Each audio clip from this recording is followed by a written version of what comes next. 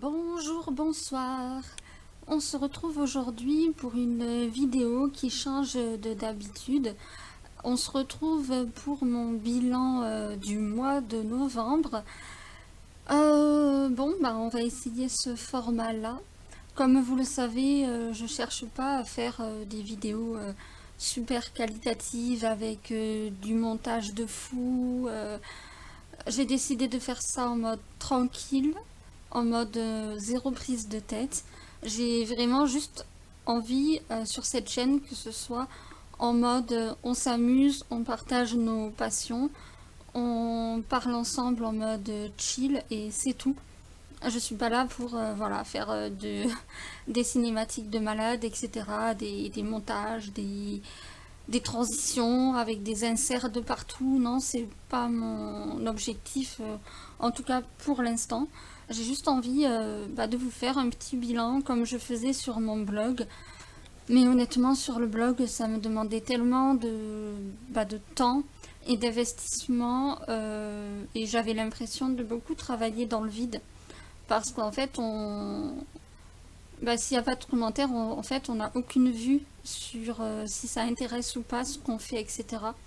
Alors que YouTube, au final, vu que j'aime bien parler, je me suis dit pourquoi pas utiliser le format vidéo pour vous faire un petit bilan. Donc sans surprise, je n'ai fini aucun livre au mois de novembre. Grosse panne de lecture. J'étais plus focus sur les jeux vidéo. J'avais envie de jouer aux Sims, etc. De me lancer sur YouTube. Donc j'ai laissé un peu de côté la lecture. Mais pas totalement parce que avec Serena du compte Instagram Serena Books, je vous mettrai tous les liens bien sûr en barre d'infos.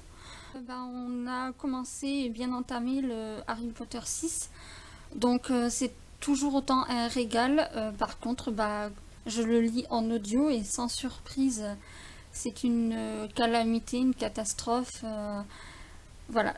Personnellement, ce n'est que mon avis personnel, mais je déteste la narration de cette série, de cette saga de livres. Je n'adhère pas du tout à la façon dont est lu et interprété le roman. Mais bon, ça n'engage que moi. Voilà. Honnêtement, c'est toujours aussi prenant. Je n'avais jamais lu les romans, en fait. J'avais vu les films, mais jamais pris le temps de lire les livres. À 30 ans, il serait temps de terminer cette saga. Honnêtement, toujours aussi génial. J'aime beaucoup les personnages, j'aime beaucoup le scénario. Ils sont tellement humains et attachants, les intrigues sont très bien ficelées. C'est Harry Potter quoi. On ne le présente plus. C'est un pur régal. Je pense qu'à tout âge on peut continuer à les apprécier toujours autant. Et ce qui est intéressant, c'est que plus on avance en âge, plus on a des interprétations de l'histoire différentes, etc. Donc je trouve que c'est très riche, en tout cas, si on aime la fantasy, le fantastique, c'est un incontournable, hein, qu'on se le dise. Ensuite, ça c'est une exclusivité Audible. Du coup, on ne le trouve pas sous forme de roman quelque part ailleurs. Non, c'est disponible que en audio sur cette plateforme. Pour l'instant, j'aime bien la manière dont c'est présenté parce que ça reste plutôt objectif. Ça met en avant seulement des faits. Ça met aussi en lumière et en opposition plusieurs points de vue, plusieurs articles, plusieurs ouvrages. Il y a énormément de références. Ce qui est dommage en fait avec le format audio justement, c'est que si on ne prend pas le temps de noter à chaque fois les références, automatiquement ça passe à la trappe. Il faut être très concentré quand on écoute cet audio parce que c'est bourré d'informations, de faits historiques, etc. D'éléments de recherche aussi. Et il y a des parties où il y a des essais, etc. Et pour l'instant, c'est une belle découverte, mais je regrette le fait qu'il n'y ait pas de format PDF ou papier de disponible pour un peu plus creuser les recherches. C'est un sujet, comme vous le savez, qui m'intéresse beaucoup. Ensuite, pour ce qui est de la confrérie magique, je le lis en audio. J'aime beaucoup pour l'instant. J'avais peur que ce soit un peu trop du déjà vu, etc. Mais pour l'instant, je me régale, même si au niveau du résumé, ok, c'est du déjà vu, hein, bien sûr. Mais j'aime beaucoup le scénario, l'histoire, les personnages sont attachants. J'aime beaucoup l'ambiance qui se dégage du lieu, l'univers construit. C'est une très très très belle surprise pour l'instant et une très belle découverte. Je vais lire la suite avec grand plaisir. Celui-ci, donc, c'est le livre de Manon du conte Ostéo féminin. Un livre très engagé, assez féministe aussi. Et j'aime beaucoup pour l'instant le contenu. Il est très riche. Il y a pas mal de catégories, pas mal de sujets abordés dans ce livre. Ça aborde notamment toutes les... pas toutes, mais une bonne partie en tout cas des maladies gynécologiques, etc. qui sont trop peu connues, trop peu mises en lumière, etc. Et je vous le présenterai un peu plus en détail quand j'aurai avancé dessus. Mais là aussi, c'est vraiment un livre de qualité et pour l'instant, le si peu que j'en ai lu, je vous le recommande. Et je suis en tout cas son compte de manière personnelle depuis déjà, je crois, 3 ans à peu près. Donc j'étais très heureuse de voir et de suivre son parcours et de voir qu'elle a enfin sorti un ouvrage sur tous ces sujets-là. Celui-ci, je l'ai mis en pause parce que c'est un sujet qui est assez lourd. J'aime bien le lire petit à petit. C'est pour ça qu'il est actuellement en attente. J'ai décidé de faire passer celui-ci devant dans mes priorités parce qu'en fait, à la base, c'est un livre que j'offre à une amie. Donc, je me permets de le lire avant de lui offrir d'un commun accord. Celui-là, donc, c'est une pépite. Hein. Pour moi, c'est une référence. C'est la Bible à posséder. Pour moi, si vous deviez choisir un livre sur l'endométriose pour en apprendre plus, pour moi, c'est vers celui-ci que vous devriez vous diriger. Celui-ci, on était censé le lire avec Serena aussi, mais en lecture commune. Le souci, c'est qu'on l'a mis en pause parce qu'elle n'apprécie pas du tout le format numérique et elle ne l'a pas encore en papier. Donc je pense qu'on le reprendra quand elle pourra l'acquérir. Celui-ci, pour l'instant, c'est un coup de cœur. Je l'ai mis en pause parce que, comme vous le savez, je lis 1 milliard de choses en même temps, je fais 1 milliard de choses en même temps, donc au bout d'un moment, il faut faire des choix. Je l'ai mis en pause parce que je le possède en papier et qu'il est très lourd. Je ne peux le lire qu'étant allongé, le livre posé sur moi, debout, donc voilà, c'est compliqué. Vu que je l'ai que en papier, je l'ai mis en pause et dès que j'aurai un peu plus de force pour tenir le livre, je le reprendrai. Donc voilà pour où j'en suis au niveau lecture. J'avance tout doucement, petit à petit, mais j'avance quand même. Alors on va passer maintenant aux séries. Un petit point série s'impose. Alors là, je suis personnellement sur Seriebox au niveau du référencement de mes séries, de tout mon suivi. Je n'apprécie pas plus que ça la plateforme où j'étais avant, je sais même plus le nom qu'elle a. C'est une plateforme, une application mobile. Et en fait, j'ai du mal à suivre ce genre de choses sur mon téléphone. Je préfère le format ordinateur. Donc j'ai décidé de rester sur ce réseau-là. Donc là, au niveau présentation, là vous avez tout ce qui est séries, animés, émissions de télévision, drama, etc. Et ça fonctionne par onglet, donc les séries en cours, les séries en attente, les séries terminées, abandonnées, à commencer. Comme vous voyez, c'est assez conséquent. Après, il y a les films. Moi, je les ai classés par année. D'autres les classent par note ou de façon alphabétique. Là, vous avez les jeux. Donc, ce qui nous intéresse, c'est l'update. Alors, The Office. Je l'ai repris sous les conseils de 2 personnes, notamment Marine et Fanny, de Marin Books et de Madame la Fraise, je crois maintenant qu'elle s'est renommée au niveau du compte Instagram. J'ai énormément de mal, comme elles le savent. On en a longuement parlé ensemble. En fait, ce cher monsieur là, qu'on voit en surbrillance, là, je vais peut-être ouvrir. Non, je crois pas que je puisse ouvrir l'image. Ouais, voilà. Ce cher Michael là, hein, le patron là, il est insupportable, imbuvable, indigeste. J'ai envie de lui foutre des claques dans sa gueule toutes les 30 secondes. Je ne le supporte pas. J'ai envie de vomir. Il est insupportable. Et en fait, c'est...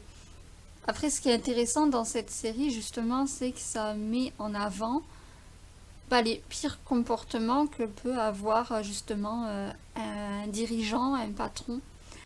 Tout ce qui est le harcèlement, le sexisme, le racisme, tous les comportements les plus problématiques, en fait. Tout est résumé chez lui.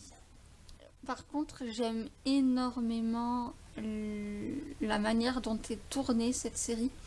Je vais chercher mes mots, j'ai du mal à expliquer ce que je veux dire, mais j'aime beaucoup les prises de vue, la colorimétrie, le format, je sais pas comment l'expliquer, c'est une façon de faire que j'avais pas vraiment vu ailleurs.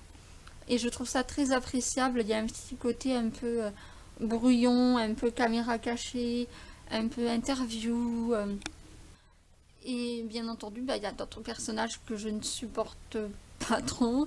Il y en a d'autres que j'aime un peu mieux, d'autres à qui on s'attache, d'autres où je trouve que leur comportement est également assez problématique.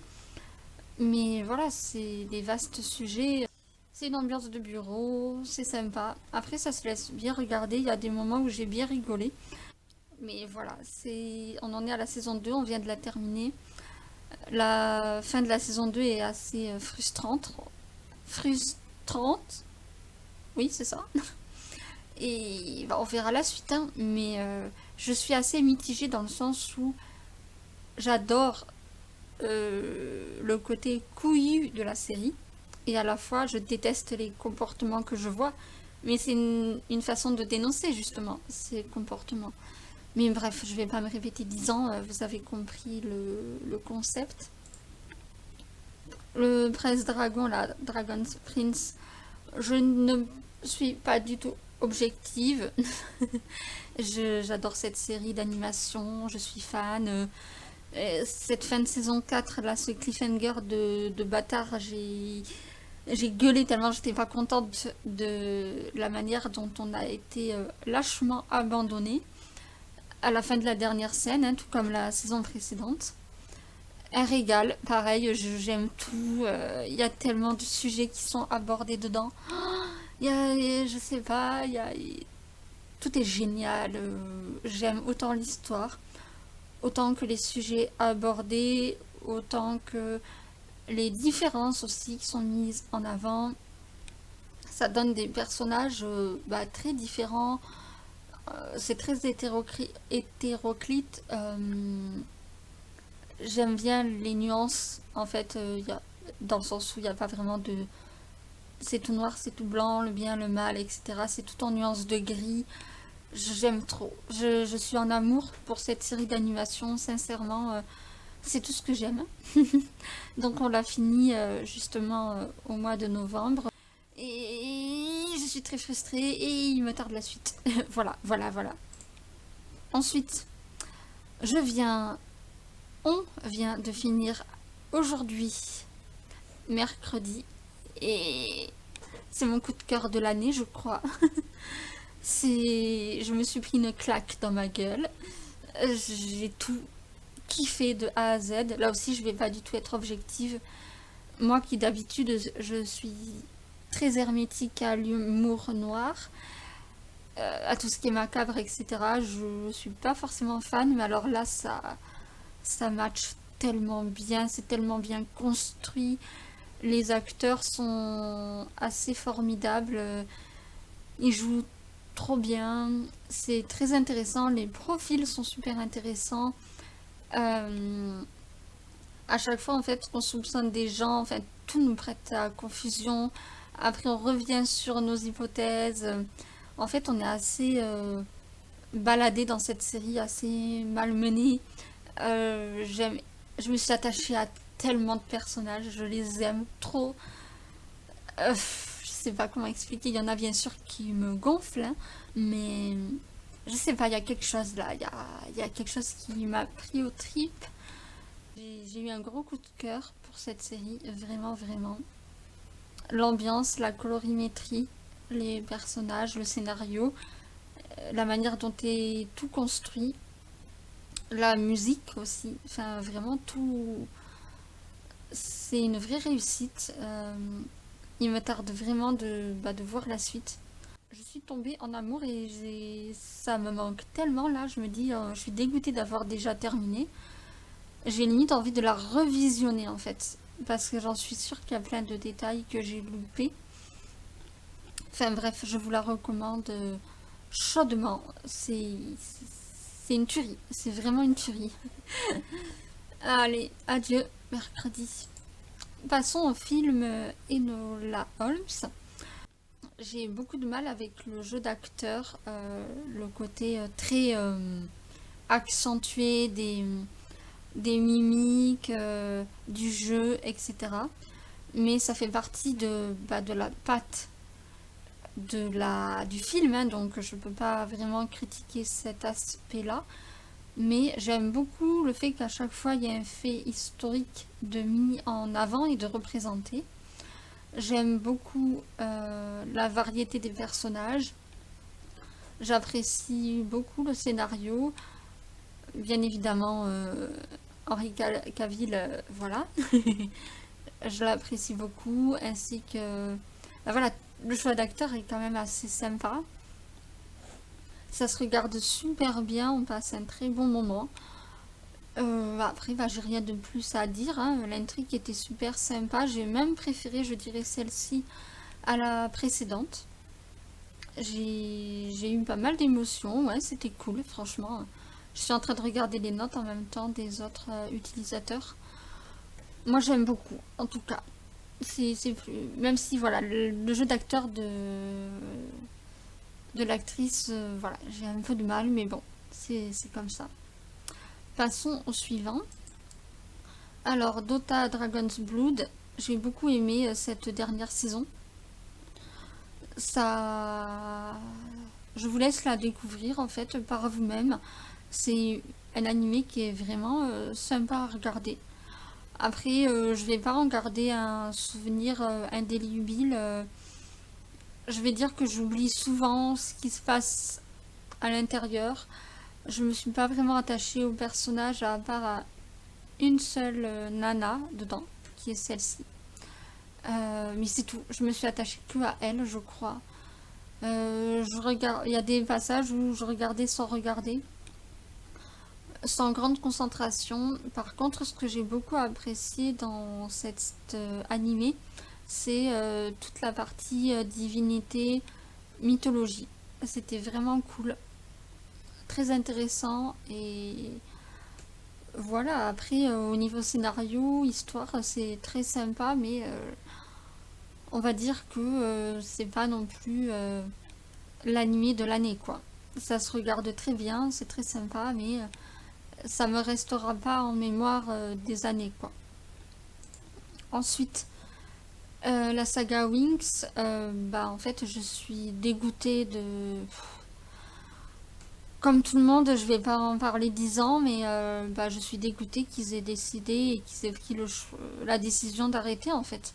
On nous laisse sur un cliffhanger de bâtard et en fait, bah voilà, on nous laisse comme ça et démerde-toi de t'imaginer la suite. Nous, on a décidé d'arrêter et voilà.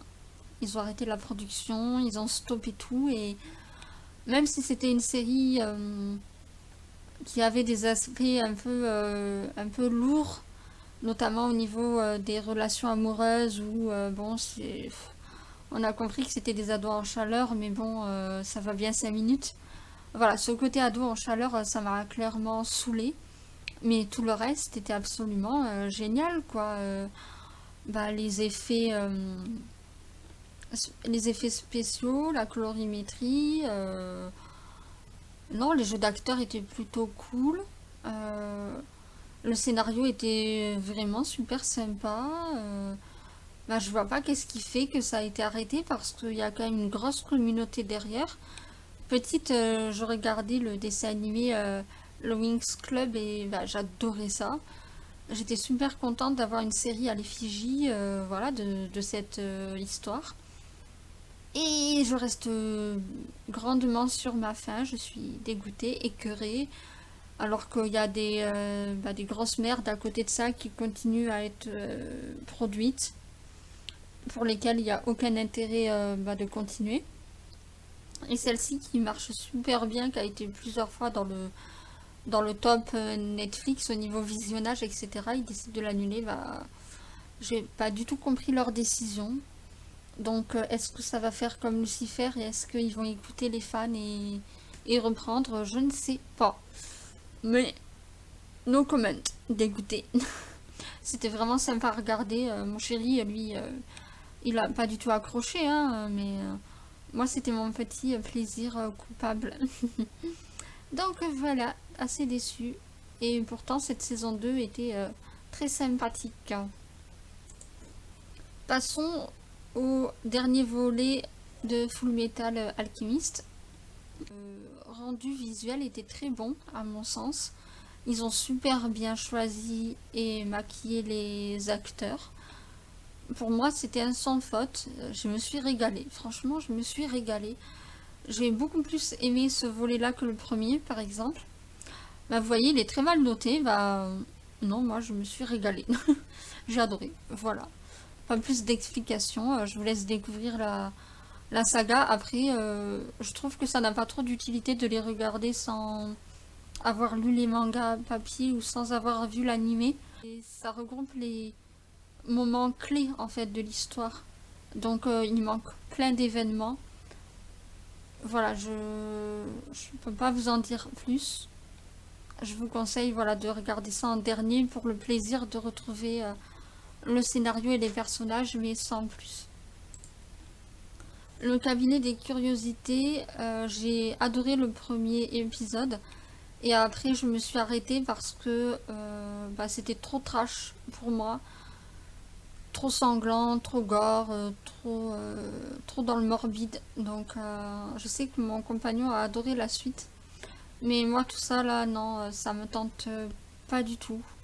Mais vraiment pas. Je suis pas très fan d'horreur, hein, vous le savez. Donc, ça n'a pas de grand intérêt pour moi, en tout cas. Donc, j'ai décidé de l'abandonner. Celui-là, je triche un peu beaucoup parce que je l'ai terminé vraiment. C'était quand? Fin octobre. Donc, grosse triche de vous le présenter aujourd'hui, mais je ne pouvais pas ne pas vous présenter cette série parce que bah, j'adore.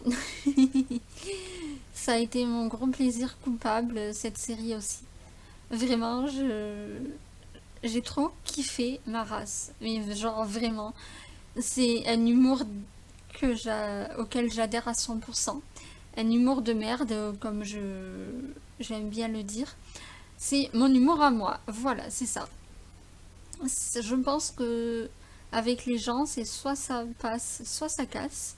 Je pense pas qu'il y ait de juste milieu en fait. C'est soit on n'adhère pas.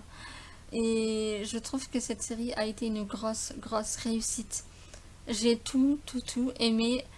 La, En fait, la manière de présenter cette série et de la filmer et de la monter, c'est un peu le même genre que The Office en fait. Pour moi, c'est un peu un extraterrestre en fait. J'ai trouvé ça très original. J'ai beaucoup aimé cette manière de tourner les choses. J'ai trop adoré les personnages, j'ai trop adoré leur délire. Enfin, cette série, elle est totalement pétée en fait. C'est... J'ai envie de la revisionner en fait. J'ai l'impression que ça va être un de mes incontournables. Genre, t'as pas le moral, tu regardes ça et ça te remonte le moral direct en fait. C'est ça, c'est ma série doudou débile avec un petit fond apocalyptique, zombie. Enfin, pas zombies du coup, mais déviants. Avec des déviants et c'est une tuerie, c'est le cas de le dire. Et elle régale, je vous en parle avec le sourire, là j'ai trop envie d'y retourner. Franchement, si vous avez le même humour que moi, foncez et vous serez pas déçus. Donc disponible sur Netflix. Par contre, spoiler alerte, enfin non, pas spoiler alerte, mais plutôt trigger. La fin est pourrie, voilà. Genre la dernière scène de la fin de la série, j'étais là, mais vous foutez de ma gueule ou quoi? Vous foutez de notre gueule en fait. C'est quoi cette merde? En fait, la dernière scène, je trouve qu'elle gâche toute la série. Parce que tu te dis, mais what? Mais, mais, mais c'est quoi ce bordel? Genre, je trouvais pas ça ouf comme décision, mais bon. Quelque part, je me suis dit que ça aurait été sympa comme fin si ça engageait une suite en mode totalement pété, en mode ça suit la lignée de la saison 1 en mode totalement what the fuck. Mais là, du coup, je vois pas l'intérêt parce que c'est une fin ouverte. Et je comprends pas. Mais après, ça rajoute une touche d'originalité et vous comprendrez. Je vous en dis pas plus, mais j'ai été très très déçue de cette dernière scène. Sinon, c'est une dinguerie. Ensuite, dernière étape, donc YouTube. Donc comme vous le savez, je me suis lancée sur YouTube ce mois-ci. Bon bah du coup il y a exactement 2 semaines. En réalité 3 parce que j'ai commencé il y a 3 semaines à tout construire, etc. et à tourner. Mais bah en fait je me régale. J'adore jouer aux Sims donc ça me challenge en fait. Ça me challenge beaucoup parce que en fait je suis le genre de personne à vouloir rendre et faire les choses de manière totalement parfaite et de pas faire les choses tant que c'est pas comme ci, comme ça, etc. Et justement, mon challenge personnel et mon objectif, c'était de me lancer en mode à l'arrache, en mode ça donnera ce que ça donnera, j'ai envie de me lancer, j'ai envie de m'amuser. Et je fais de mon mieux, et tant pis s'il y a des couacs, tant pis s'il y a des bugs, tant pis si c'est loin d'être parfait, tant pis si je débute et si au début c'est peut-être de la grosse merde. Et bien tant pis, parce que en fait je me dis que si je me lance pas maintenant, en fait je me lancerai jamais et je saurai jamais si ça me plaît. Donc sur un coup de tête j'ai tout ouvert et j'ai tout lancé. Je me suis comme vous le savez, en fait, je fais tout en autodidacte, donc je me suis débrouillée de A à Z pour me former sur les logiciels, pour tout faire toute seule, comme j'avais fait pour mon blog, que je vous mettrai d'ailleurs en barre d'infos, en description. Je suis du genre à prendre les décisions un peu sur un coup de tête, en mode j'en ai marre de me mettre des barrières et je me lance. Si ça plaît, tant mieux, si ça plaît pas, tant pis, je fais les choses pour m'amuser et basta. Alors oui, mes miniatures, elles sont un peu... elles sont pas ouf, dans le sens où ça n'a rien à voir avec ce que je vois chez les autres, mais ça me ressemble et le but c'est de faire quelque chose en raccord avec ce que je suis, ce que j'ai envie de partager, ce que j'aime dans la vie. Donc voilà, ça va être du jeu vidéo, ça va être du challenge, ça va être beaucoup parler de livres et de toutes mes passions en général, un peu plus des choses un peu plus sérieuses, discussions. Mais vous voyez là, je vous fais juste un screen écran et c'est tout. Il n'y a pas d'animation, il n'y a rien. Mais j'ai juste envie de parler en fait et de me... Comment on appelle ça? De un peu me canaliser. Parce qu'en fait je pars dans tous les sens tout le temps, partout. Et ce qui est intéressant avec YouTube, c'est que ça me challenge beaucoup sur mon syndrome de l'imposteur, sur mon anxiété, etc. Le but, en fait, c'est de me jeter un peu en roue libre et en mode je fais les choses parce que j'ai envie de les faire et tant pis si le rendu ne convient peut-être pas, etc. Mais ce qui compte, c'est de se lancer parce qu'en fait, on oublie trop souvent que chaque personne a débuté un jour et que rien ne pourra jamais être parfait et optimal dès le début, surtout quand on part en autodidacte sans aucune formation, sans aucune connaissance, rien du tout. On part de zéro et je pense que ça peut être intéressant, ne serait-ce que pour moi-même en fait, suivre ma progression en fait. Donc voilà, écoute, si ça plaît, tant mieux, si ça plaît pas, tant pis, je fais les choses avant tout pour me prouver à moi-même que je suis capable de faire les choses. Et puis voilà. Donc la prochaine fois, je pense que je vous ferai la sortie du mois de décembre au niveau avec Booknote, vous savez, pour les livres qui je trouve sont intéressants, m'intéresseraient de lire, etc. Même si j'ai clairement pas le temps de lire tous ces livres, mais dans le sens quels sont les livres qui m'ont interpellée, à la fois en roman et en manga. Donc j'ai toujours aimé voir ce concept chez les autres et j'ai toujours aimé le reproduire sur mon blog. J'ai envie de changer. Voilà, j'ai envie d'écouter mes envies et puis voilà, voilà. Comme vous voyez, hein, j'ai beaucoup d'abonnements. J'avais pas vu que vous verriez tout ça, mais voilà, ça fait partie des gens que je suis. Voilà, vous savez tout. Bref, je vais m'arrêter là pour aujourd'hui parce que ça va faire une vidéo de 3000 km encore. Mais écoutez, comme je vous avais dit, c'est en mode zéro prise de tête. Et puis voilà. En gros, écoutez-moi comme un podcast et puis c'est tout. Allez, je vous dis à une prochaine. Bonne soirée, bonne journée. Puis à bientôt. Salut, salut.